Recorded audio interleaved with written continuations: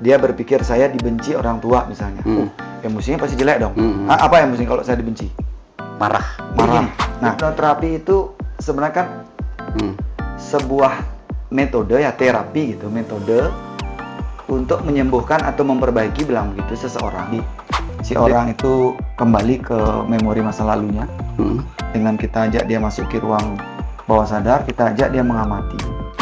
Kan orang rata-rata makin tua makin nggak happy. Karena apa coba? Karena dia suka menampung.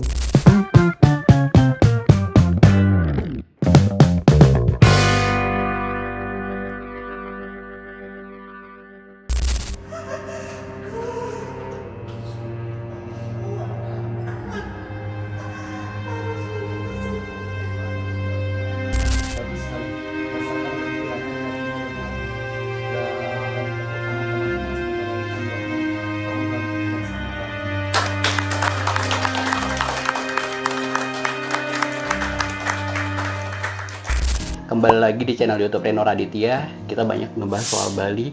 Kalau yang kemarin-kemarin kita ngebahas tentang tempat pariwisata, terus bagaimana hidup di Bali. Tapi kali ini kita ada hubungannya dengan kesehatan. Dan yang pasti, gua sendiri bersama BBC Community ya. dengan Yastin. Mbak Yastin. Jadi yang pasti nanti kebanyakan konten-konten podcastnya bareng Mbak Yastin. Dan bersyukurnya kita dikasih kesempatan nih Mbak Yastin. Ya. Kehadiran Dokter Darmika ya. Nama lengkapnya Dokter Igusti Putu Darmika Jati. Iya. Oke, selamat siang Dok. Selamat siang. Selamat siang Pak Dokter. Siang. Gimana kabarnya? Saya panggilnya Eno ya? Reno. Oke. Dok, nanti kita akan banyak ngobrolin soal hipnoterapi. Oke, siap. Karena yang pasti masih banyak yang awam juga, termasuk kita berdua nih. Ya, Kita pengen benar. ngulik lebih dalam seperti apa sih. Yes. Mungkin dari Mbak Yastin dulu, Boleh. ada sesuatu yang pengen ditanyakan ke dokter langsung? Boleh. Oke, Dok. Ya, Apa kabar nih hari ini? seperti yang terlihat. Ya, bahagia.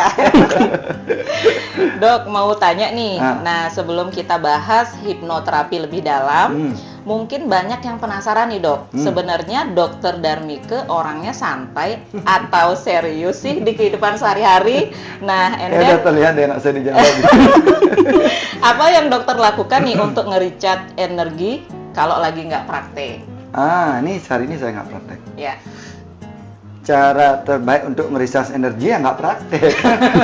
Apakah mancing? Enggak. Jadi kalau saya kan sehari itu dengar keluhannya orang ya.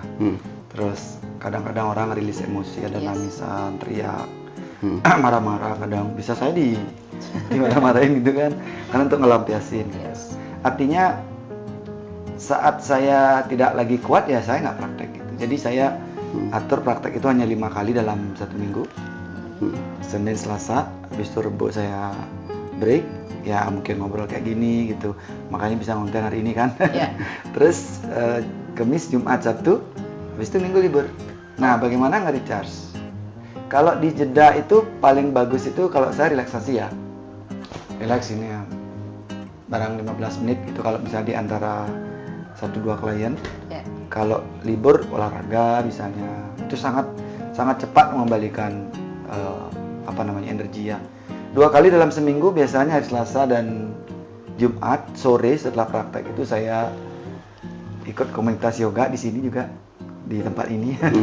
Jadi saya mengundang guru gitu, mengajak orang-orang untuk yuk recharge yuk gitu. Itu sangat cepat karena selain merilis beban-beban yang ada di tubuh saya, stres-stres yang mungkin saya tidak sadari saat saya menangani orang, ya itu juga kembali energi saya gitu. Oke, berarti solusinya caranya nge-recharge adalah tidak praktek. Tidak praktek dan mencoba untuk rileks Dok ya? Iya, relax, olahraga, tidur, wow, tidur, so good. Makan juga ya.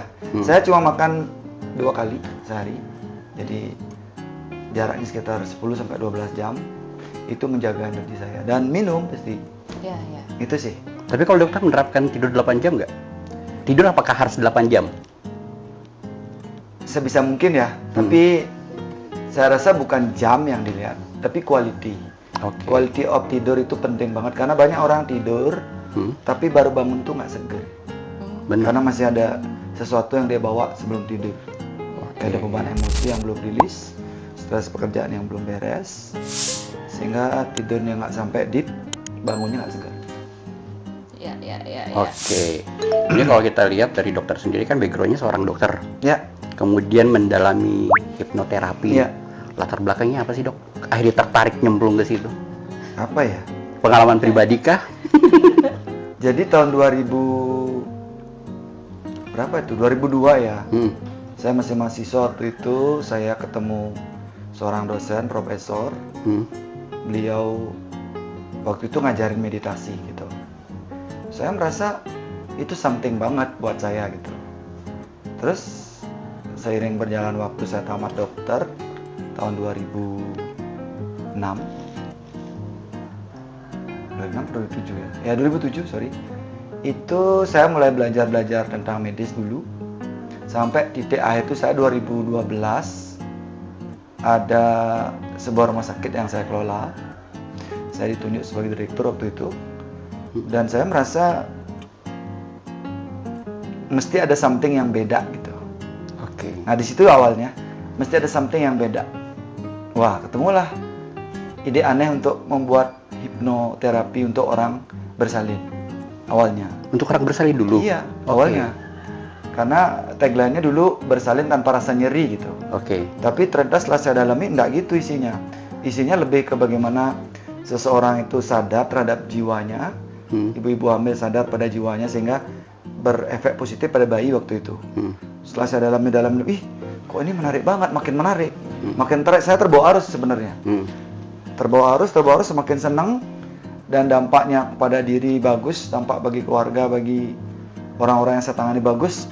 Saya langsung dalami. Itu awalnya. Oke. Jadi nggak ada tendensi, saya kan itu nggak ada. Nggak ada Itu pengalaman mengalir pribadi pertemuan gitu ya? Di jalan aja. Oke. Ketemu di jalan gitu, ini bagus nih, something, dan saya rasa ini harus dikembangin gitu. Karena nggak ada yang ngembangin, banyak yang memandang ini sesuatu yang kelihatannya non medis gitu. Padahal ini sangat-sangat scientific dari sisi pikiran ke emosi, dari emosi ke badan, itu sangat berpengaruh itu. Pikiran positif, emosi positif, badan juga enak. Oke. Pikiran negatif, emosi negatif, sakit. Nah, banyak penyakit ternyata ada pra diagnosa lah, bilang pra fisik gitu ya, sebelum dia menyampai ke fisik, atau sering kita sebut istilah psikosomatik gitu.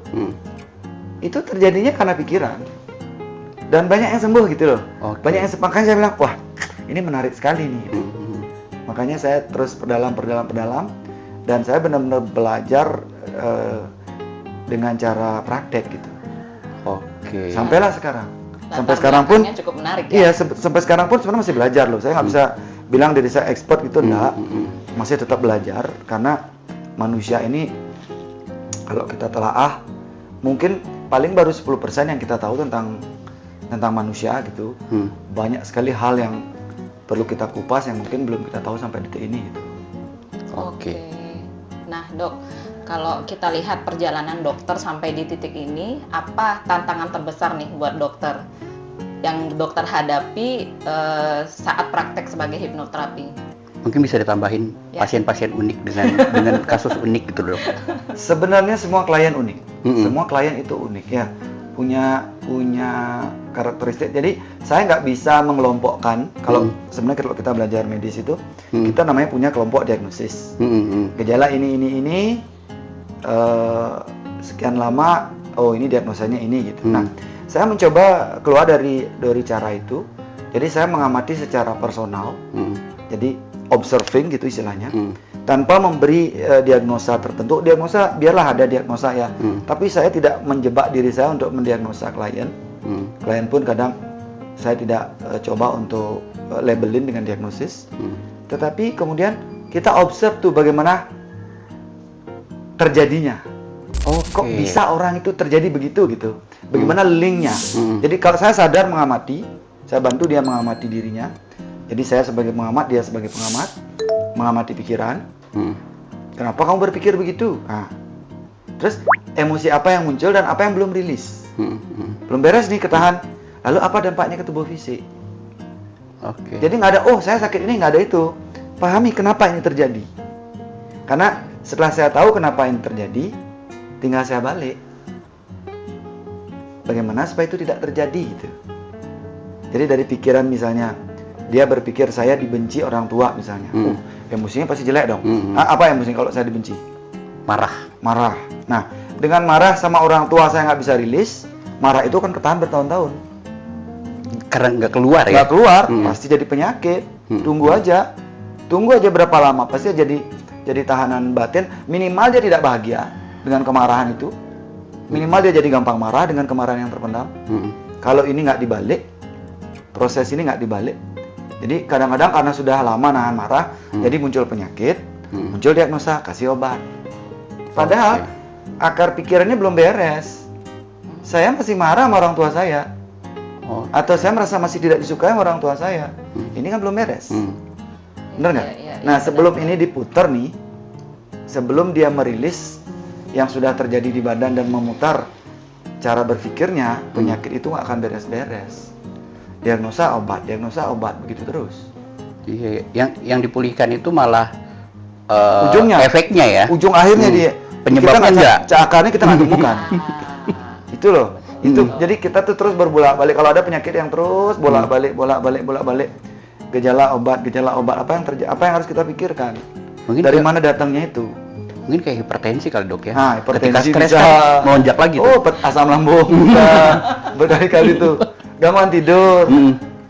Itu gangguan mood, macam-macam bisa. Oke. Ini kalau kita berbicara hipnoterapi, Dok. Kalau kita lihat di TV-TV itu kan banyak kayak modelan hipnotis. Samakah atau seperti apa sih hipnoterapi itu? Banyak jenis ya hipnoterapi itu.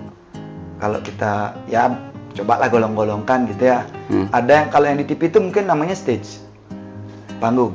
Hipnosis untuk kepentingan hiburan gitu ya? Untuk hiburan, gitu. Ada juga di forensik, kalau pernah dengar ada hipnoforensik.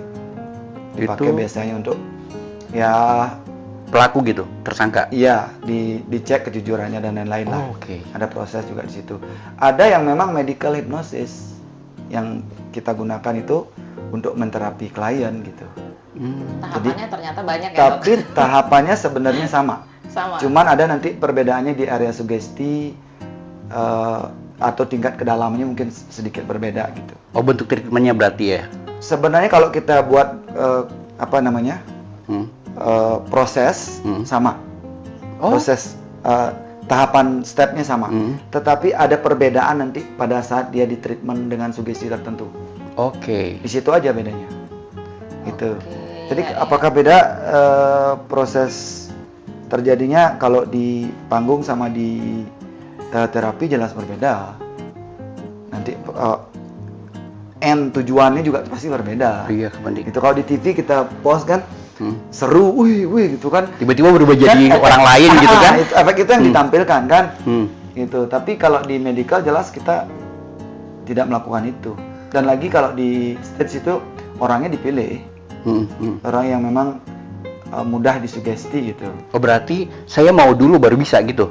Semua hipnosis begitu. Oh, nggak bisa yang kita ketemu orang tiba-tiba ditepok? Serahin barang lu dong? Bisa tapi itu ada unsur tertentu lah ya, bilang dominasi, karisma yang lain-lain yang orang itu kagumi gitu. Oke. Jadi ada kondisi tertentu lah yang bisa. Tapi sebenarnya kalau kita bilang untuk di stage itu nggak semua orang bisa. Oke. Di stage ya, di panggung ya. Di panggung. Dia akan dipilih dulu tuh. Pasti di setting di awal dulu. Itu bukan di setting, di awal tuh dicek dulu berapa, dites dulu suggestibility-nya berapa persen. Oh, ini orangnya termasuk orang yang mudah. Oke, ini kita ambil. Gitu. Tapi kalau di ruang terapi kita nggak bisa nolak. Nggak bisa kita, kamu susah, nggak boleh datang, nggak bisa gitu. Semua orang ada di training namanya. Betul. Nanti kita training gitu, sedikit training sampai dia bisa masuki alam atau hypnostate yang kita mau gitu. Oke. Kalau dipikir-pikir nggak mudah ya, Dok ya. Sesuatu yang baru pasti nggak mudah. Iya. Tapi kalau udah biasa kita lakukan. Karena sudah expertnya. Iya. Ya sama aja. Saya nggak bilang expert loh, saya bilang bisa expert. Sama aja kalau orang mencangkul kan kita lihat kan, pasti berat gampang banget pekerjaan itu gitu kan. Ternyata coba loh, susah. Mencangkul aja susah loh. Naik sepeda juga, kok gampang naik sepeda. Setelah coba loh, kok nggak bisa ini. Gitu. Sama kayak gitu. Kalau bisa karena biasa ya. Iya. Oke dok.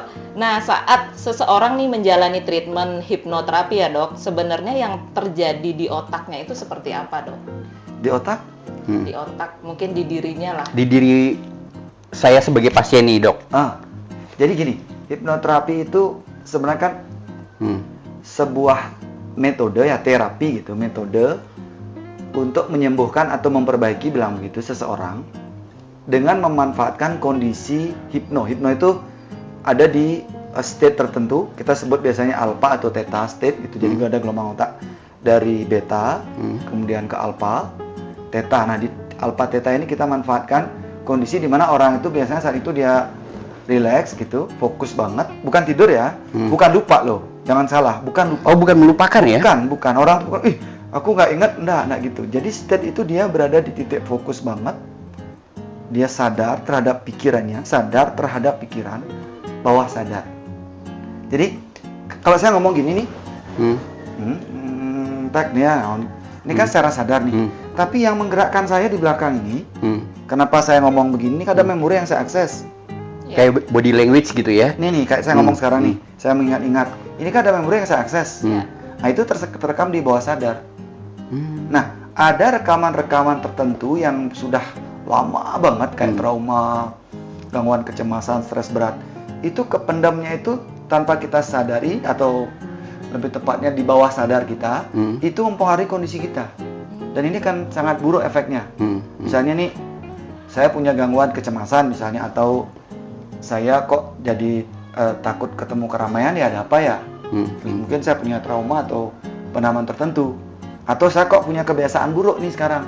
Ada apa ini?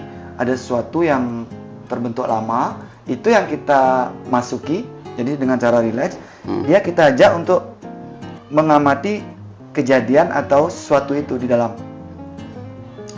Misalnya nih, waktu kecil saya pernah dipukul sama orang tua saya, gitu.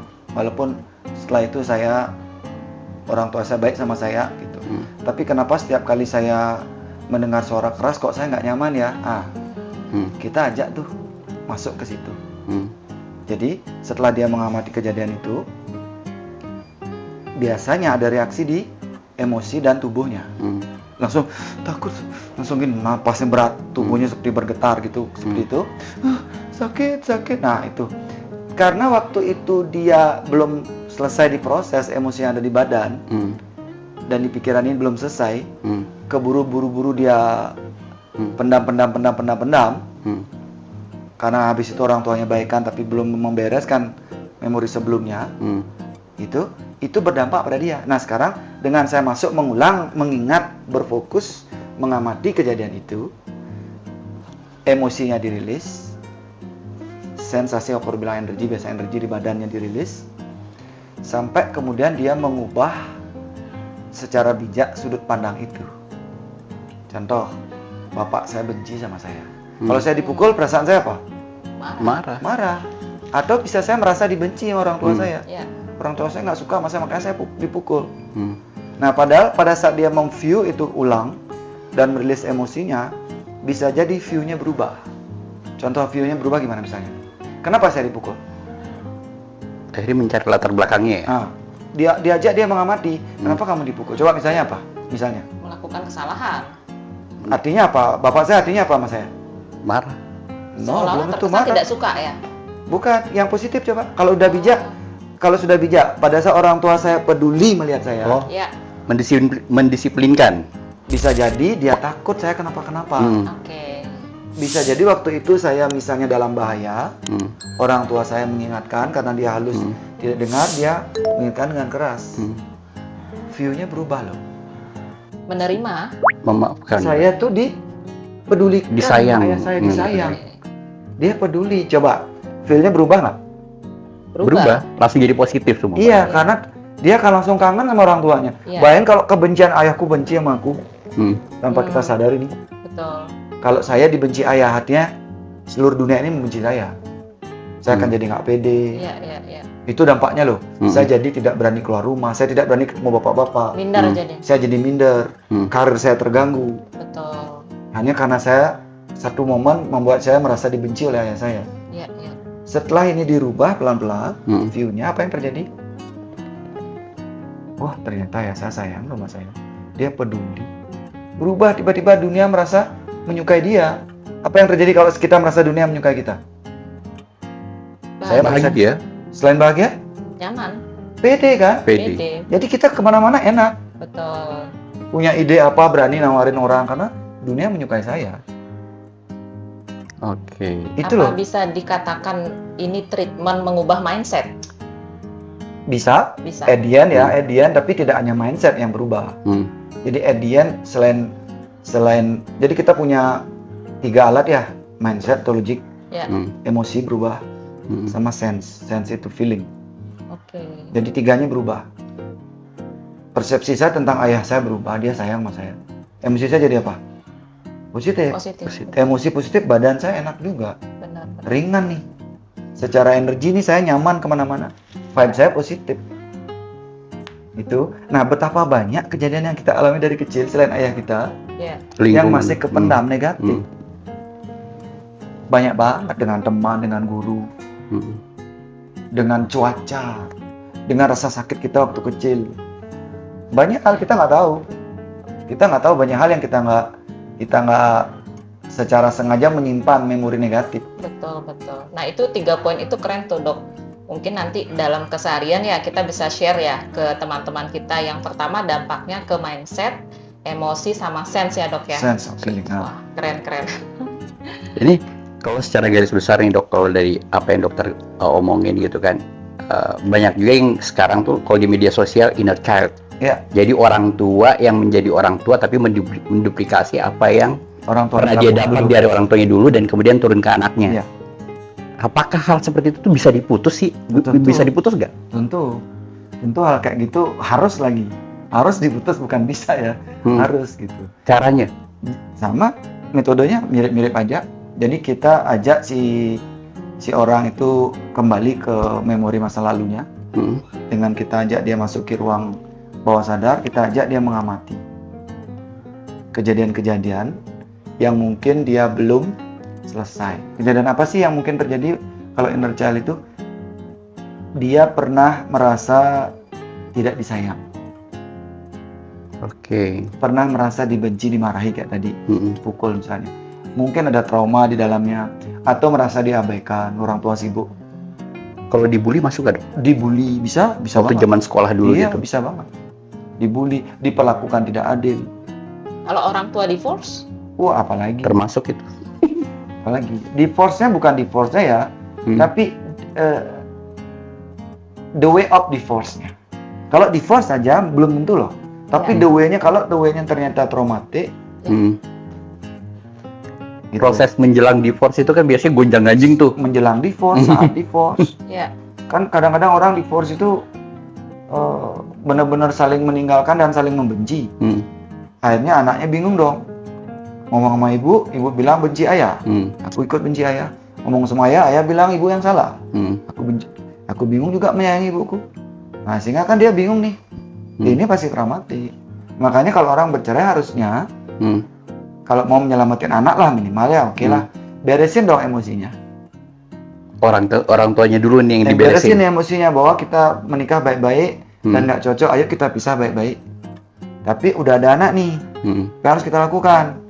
Ya kita rawat anak kita, karena anak tetap punya hak untuk memiliki ayah dan ibu. Yang utus hak dan kewajibannya kan cuma suami dan istri. Ayah dan ibu, anak dan ibu, anak dan ayah kan nggak putus. Artinya peran orang tua tetap ada meskipun berpisah, artinya co-parenting juga penting ya? Mestinya gitu. Tapi Gitu. faktanya Iya, nah, jadi banyak orang-orang yang bercerai itu meninggalkan trauma pada anak. Harusnya padahal enggak loh. Dengan dunia modern kayak sekarang harusnya bercerai itu hal yang biasa. Harusnya. Karena apa? Kita kan udah melek nih. Untuk apa kita menikah? Oh, saya punya tujuan nih. Ternyata tengah jalan, kayaknya tujuan kita nggak pas nih. Ganti yuk. Bisa dong. Bisa, kenapa enggak? Tujuannya sama, tapi partner saya beda nih. Itu harusnya tidak menimbulkan cedera, harusnya. Kalau sadar menikahnya. Harusnya nih lo, saya ngomong harusnya lo. Ini kalau kita ngomongin dari semua pasien dokter, paling muda usia berapa, Dok? Ada yang 6 tahun, tapi biasanya saya suruh orang tuanya yang saya suruh datang. Berarti didampingi orang tua Iya, berarti dia ya? konsul dulu, Hmm. anaknya gini-gini. Karena anak-anak itu sebenarnya kalau di bawah 7 apalagi ya, itu selalu dalam kondisi terhipnosis oleh orang tuanya. Kalau masalah itu terjadi di umur di bawah 7 tahun, orang tuanya yang bermasalah. Dampaknya ke anak. Tapi dampaknya kelihatan di anak gitu. Tetapi Orang orang tuanya tua bingung nih. mikir anaknya Anak saya bermasalah. bermasalah nih. Aku yang mungkin menyampaikan sesuatu ke anakku nggak beres, atau menyampaikan sesuatu ke anakku berdampak ke dia gitu. Ada, kalau yang paling tua 86 ada. 80. Ada gitu. Tapi biasa udah nggak dengar. Agak sulit, biasanya kita pakai teknik lain dengan sentuhan atau yang relaksasi lah ya tertentu. Gitu. Nah, kalau kita bicara gejala nih, Dok, gejala yang timbul yang bisa menjadi alarm orang ini butuh treatment hipnoterapi. Gejalanya kayak gimana? Gejala, susah nih kalau gejala ya. Sekali lagi Yang menjadi warning aja, Dok. ya, Tanda-tanda. Ya. mungkin dia bingungnya dengan pikirannya. Ya. Pikirannya twing gitu.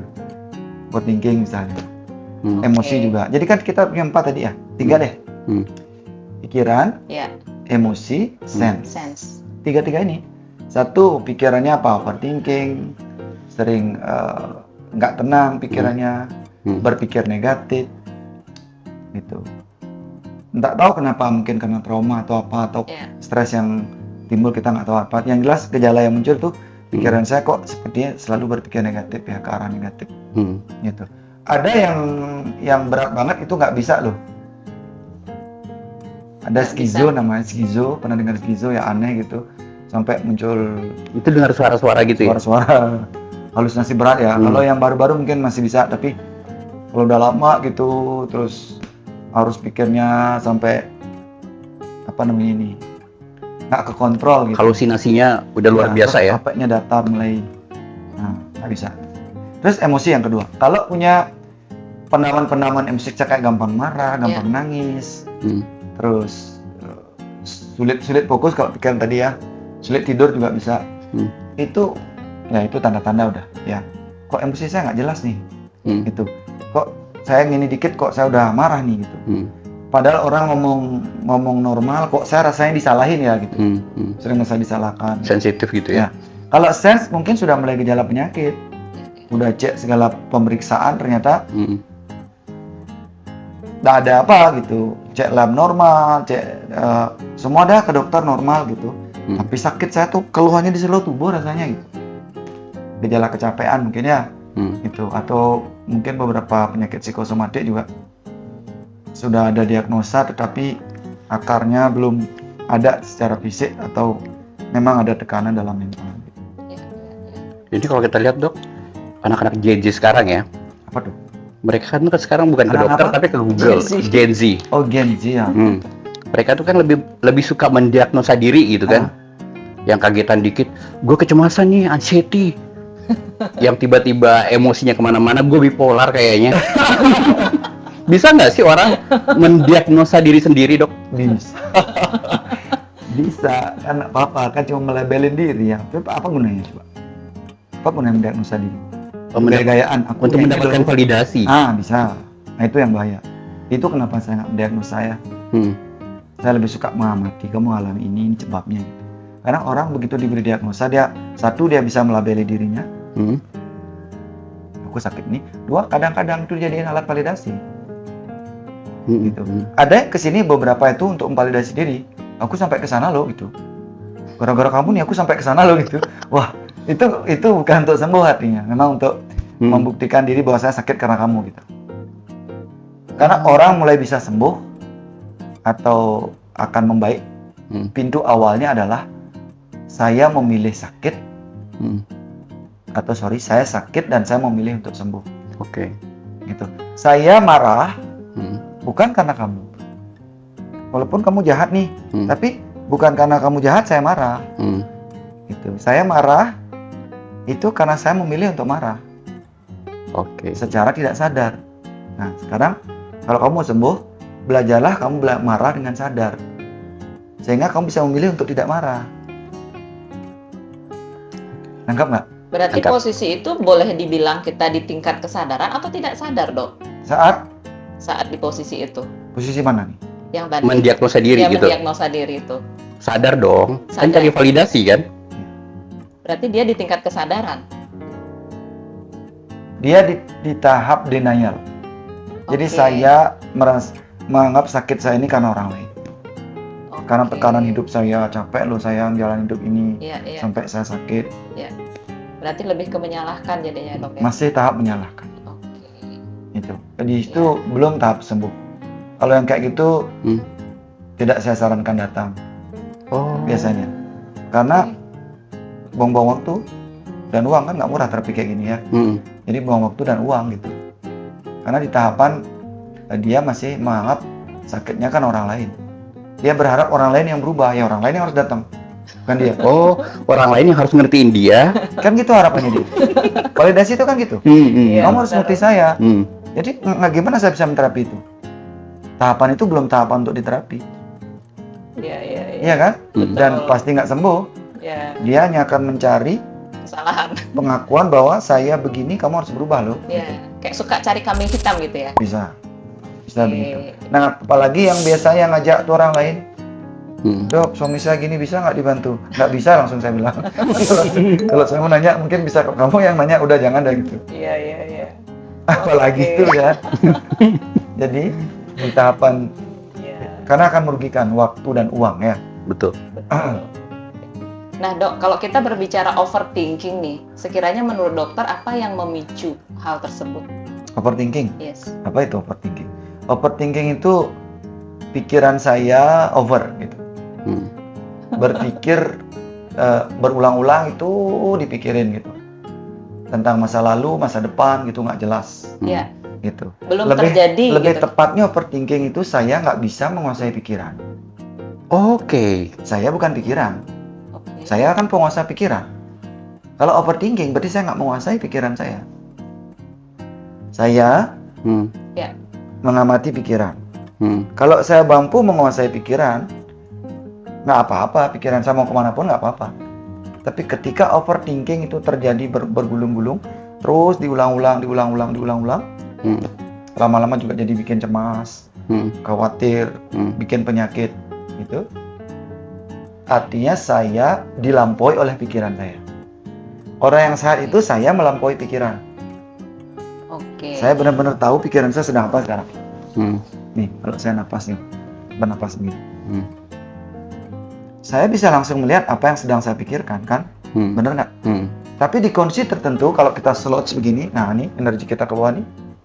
Oh, atau mungkin tubuh bagian bawah kita nggak cukup bagus. Hmm. Ini tubuh bagian atas kan dominan, pikiran begini. Apa yang terjadi? Kenapa itu terjadi? Ya, ada satu kejadian di memori kita, di pengalaman kita, yang membuat kita sakit di masa lalu. Oke. Hmm. Apa sih guna pikiran? Pikiran itu gunanya untuk bertahan hidup. Fungsi survival dia. Hmm. Pikiran fungsi utama itu untuk survive. Ketika pikiran menganggap dirinya tidak akan survive, tidak aman, karena kejadian tertentu, dunia perang, Hmm. keuangan nggak bagus, Iya. COVID kemarin. COVID, aduh nggak aman nih. Hmm. Nah, pikiran kan terus akan mencari cara untuk merasa Iya. aman. Hmm. Saat sebelum dia ketemu rasa aman itu, Hmm. wah, gini terus pikiran. Gitu. Poinnya apa? Dia tidak merasa aman dengan hidupnya.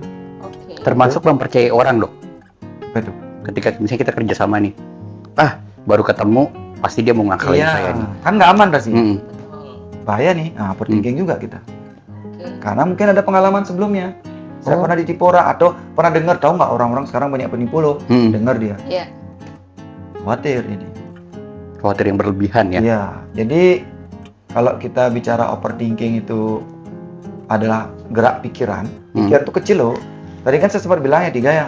Pikiran, emosi, sense. Kecil pikiran ini. Saking kecilnya makanya dia bisa muter-muter begitu. Iya. Tapi kok efeknya sebesar itu, Dok? Iya, kalau kita tidak lebih besar dari dia.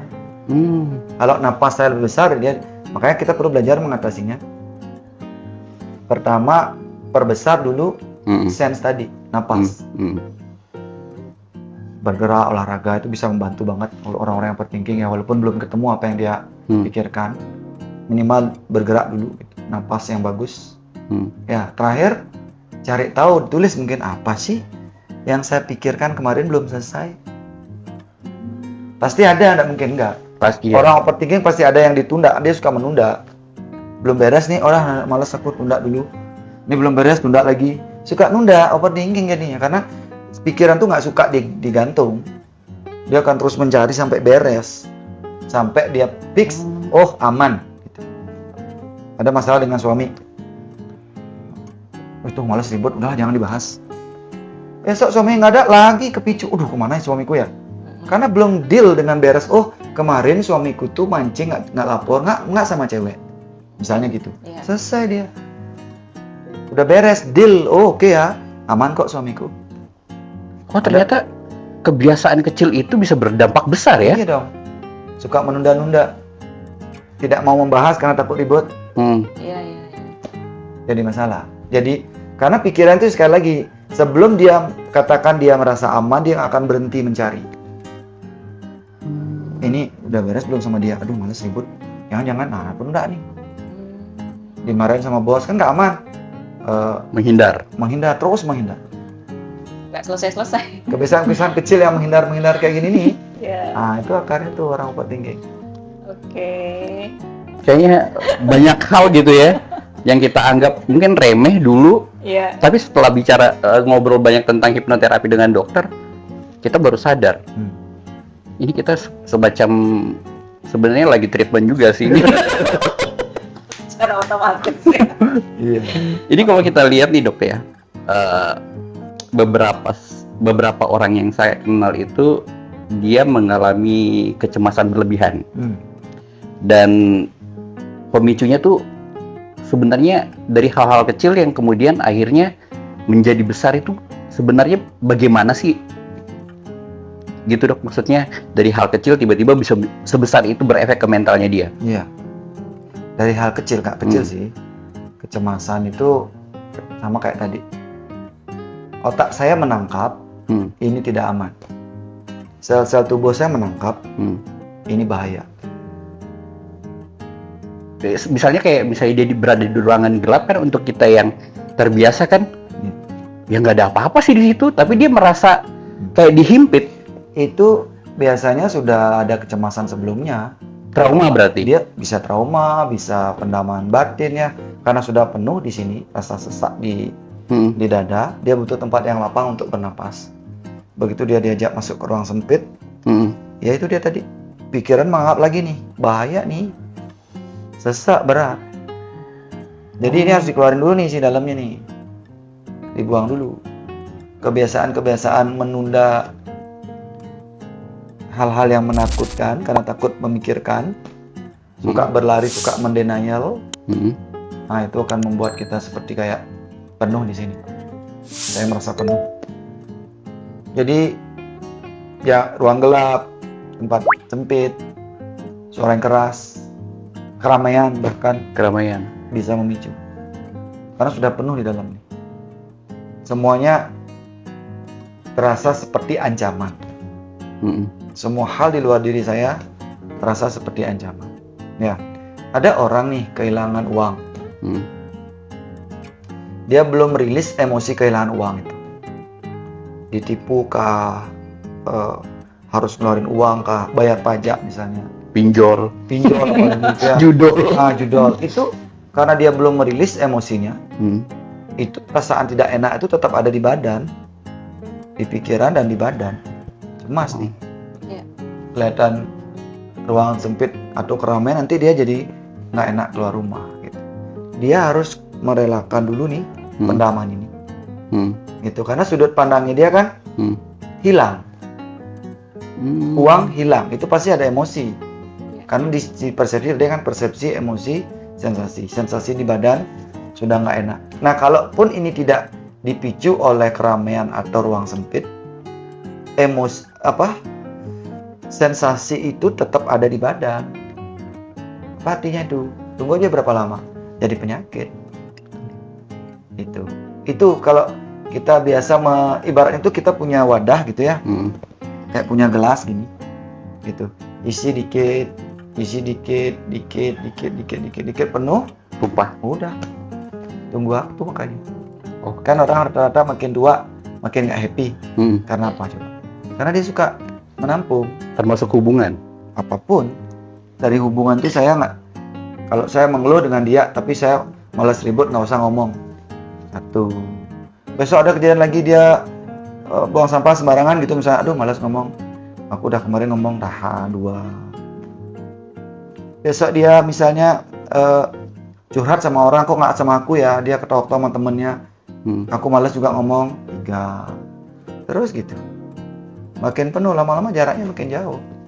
Kenapa hubungan itu di awal begitu kuatnya, tapi Manis kok banget lama-lama ya. makin jauh? Karena itu tadi, kita nggak setiap hari berani mengekspresikan perasaan kita sama dia, terutama perasaan negatif. Oke. Kadang kan orang berpikir begini dok, mungkin mengalah itu karena ingin menciptakan sebuah kedamaian. Berarti sebenarnya itu efeknya tidak bagus jadinya dok. Jadi Mengalah, saya ulangi ya, Ya. mengalah, ulangi tadi. Mengalah untuk Untuk damai. menciptakan kedamaian. Tapi sebenarnya Kalau itu jadi saya ubah masalah. kalimat itu, Ya, saya bukan kayak gitu. Menahan supaya tampak damai. tampak damai. Berarti cuma ilusi gitu. Ilusi, kedamaian yang ilusif. Saya menahan Oke. perasaan saya. Kesel sama dia, tahan.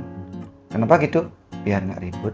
Ya, Di dalam diri apakah hilang? Apa benar itu kedamaian? enggak. Apa kalau mengalah itu benar tampak luar dan kemudian dia tahu caranya mengekspresikan itu, tidak dengan pasangan tapi mungkin dia tahu cara melepas. Ya. Sambil dia berpikir positif, dia melihat positif pasangannya, damai betul. Jadi damainya nggak ilusif. Ya. Gitu. Boleh tuh, bagus juga. Tapi ingat ada satu yang satu mata rantai yang hilang di situ. Saya mengalah, lalu kemudian saya lepas emosi saya. Oke. Mesti punya TPS lah minimal, tempat pembuangan sampah sementara gitu. Kalau punya TPA bagus lagi. Nih kesel sama dia. Kenapa saya kesel? Aduh, daripada ribut, ntar dulu saya introspeksi diri dulu. Saya diolah. Oh, aku yang salah berpikir tentang dia. Bebas, damai, bener damai. Iya, iya. Tapi kalau mau ribut, tapi di sini masih mangkel nih, tunggu aja besok 2 hari 3 hari masih nambah makin jauh jaraknya. Itu pentingnya kita punya yang namanya deep talk dengan pasangan. Pilot talk ya dokter. Hah? Pilot talk. Jadi sebelum tidur pilot talk juga, ngobrol. betul. Ada satu prinsip yang saya tanam sampai sekarang, kalau dengan pasangan itu, jangan biarkan satu masalah melewati satu malam. Sekecil apapun, sebesar apapun, jangan lewatkan lebih dari satu malam. Bila perlu tidak usah tidur, selesaikan di ranjang. Pilot talk tadi ngomong sampai benar-benar lega nih. Jadi kita nggak pernah tidur punggung-punggungan. Gitu, bukan kenapa. Pokoknya nyentuh itu tidak ada rasa Berisik gitu. Kalau kita lagi emosi kan, Iya. itu bisa gitu kan? Ibu biasanya tuh. Ke bawah tidur, kalau ke bawah tidur, lupa besok paginya. Tapi masih ada di dalam. Berarti tertanam di pikiran ya? Tanam, tunggu beberapa saat kemudian, besok ditambah lagi, lusa ditambah lagi. Oh, berarti tingkat emosinya yang berlipat karena Iya, masalahnya terus ada. makanya lama-lama kok perasaan saya berubah ya, beda sama pacaran dulu ya. Rata-rata orang menikah 5 tahun tuh udah berubah perasaannya. Kok beda ya? Kok dulu kayaknya aku kangen gitu, kok sekarang aku nggak kangen lagi. Karena itu tadi ketutup. Itu perlu nge-recharge. Makanya kadang-kadang ya kalau orang berantem ya bisa ngungkit yang 2 tahun lalu diungkit loh. Kamu ingat nggak dulu 2 tahun lalu? Wih, kok yang 2 tahun lalu diingat? Karena itu tadi nggak beres. Betul. Karena kita belum beres, kita anggap beres, damai kelihatan di luar. Padahal kita berusaha memendam, bukan melupakan. Kamu juga dulu, kamu ingat nggak? Tunggu bom waktu ini. Dulu juga kamu kayak gitu. Nah, tuh kan. Terus gitu, karena kita mencoba memendam, nggak menyelesaikan. Akhirnya saling memojokkan gitu ya. Ada sekiranya fase pemulihannya dok? Curhat kayak ini. Mulai lama. Makanya fase pemulihan terbaik itu apa? Berantem besar. Oh, memang harus terjadi. daripada didiamin karena kita nggak tahu apa yang kita pendam selama ini kan. Betul. Jadi Tapi nggak saya di depan anak ya. iya, Maksudnya ya Gini, keluar aja dulu. makanya saya sering bilang kalau ada masalah besar di rumah tangga, Ya. itulah kesempatan terbaik untuk perbaiki hal-hal yang selama ini Oh. kamu pendam. Oke. Mending dikeluarin sekalian gitu ya. Di situ kita tahu sekarang apa yang salah dengan kita selama ini. Apa perlu Oh. janjian nih, Dok? Kasus-kasus besar contohnya apa, perselingkuhan. Iya. Sampai terjadi itu ada titik di mana kamu sudah saling memperbaiki yang dulu. Keberuntungan itu. Jadi kalau sekarang suaminya agak dingin, biasa suruh dia selingkuh. Oh. Kamu selingkuh Gi, biar aku marah sama kamu gitu. Jadi penyakit kayaknya. Tapi memang ada Itu momentum. salah satu contoh, momentum namanya. Memang ada momentumnya ya, Iya. setiap fase tuh ya. Itu betul, daripada diem dingin gitu. Saudara bukan, pasangan bukan, dingin. Ada pasangan gitu banyak, Iya, iya. banyak. Kok aku nyentuh kamu gak ser lagi ya gitu. Biasa aja aku sama kamu.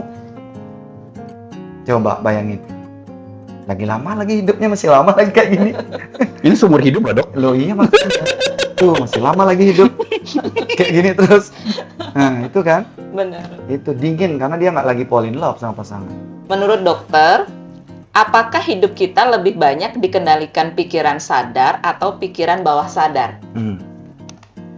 Kalau pertanyaan lebih banyak pasti bawah sadar ya. Tapi kalau pertanyaan itu saya ganti, siapa yang mengendalikan hidup kita? Bukan dua-duanya. Ada satu lagi, namanya pikiran atas sadar. Wow. Jadi sadar, bawah sadar, atas sadar. Ini baru nih denger nih, Dok. Atas sadar. Mungkin bisa didefinisikan atas sadar itu apa, Dok? Iya. Dengan bahasa yang paling simpel lah. Simpelnya gini, saya mau bangun tidur tiap hari aja, saya hidup nggak? Hidup Tanpa kan? makan. Ya makan, tidur, Oke. makan, tidur. Nggak usah mikirin apapun, Iya. nggak usah apa-ngapain gitu. Hmm. Ya makan secukupnya, terus walaupun saya belajar meditasi, belajar yoga, nggak usah. Jadi ada yang mengendalikan itu. Hidup ini akan tetap ada, bumi akan tetap berputar, matahari terbit dari timur, itu memang atas sadar. Iya. Ada yang mengontrol ini semua, termasuk tubuh kita, nafas ini ada yang kontrol itu. Saya nggak bernapas pun napasnya akan tetap bergerak kok. Saya paksa nih diam, dia akan mencoba lagi untuk Keluar. bernapas. Artinya itu pikiran-pikiran yang kita sebut dengan atas sadar. Kalau di agama tuh kita disebut Tuhan namanya, tapi kalau di dalam ilmu saya namanya atas sadar. Gitu. Ada mekanisme yang lebih tinggi yang kalau kita bisa akses pikiran itu, wow keren banget. Kalau kita sampai bisa mengakses pikiran atas sadar, kita bisa gerakin awan, kita bisa menggerakkan pikiran orang lain. Itu atas sadar. Nah, kita pikir kalau bawah sadar, contoh tadi saya naik sepeda aja. Kalau saya belum pernah menanam memori di bawah sadar tentang naik sepeda, belum pernah nyoba nih, belum kerekam di bawah sadar saya. Coba saya naik sepeda sekarang gimana rasanya? Susah. Menggunakan pikiran sadar untuk naik sepeda sulit. Karena saya belum pernah. Tapi setelah saya coba lama-lama kerekam dia di bawah sadar. Jadi setelah itu kerekam sekali, saya bisa gini naik sepeda, bisa standing. Itu karena kemampuan bawah sadar saya sudah terekam di situ. Termasuk jalan, ngomong kayak gini. Ini kita bisa lakukan karena bawah sadar. Gitu. Ada fungsi pikiran sadar. Apa yang contohnya? Analisa nih, membandingkan. Gitu. Tapi kemampuan saya mengingat 1 kali 1 tambah 6 8 katanya bapak itu.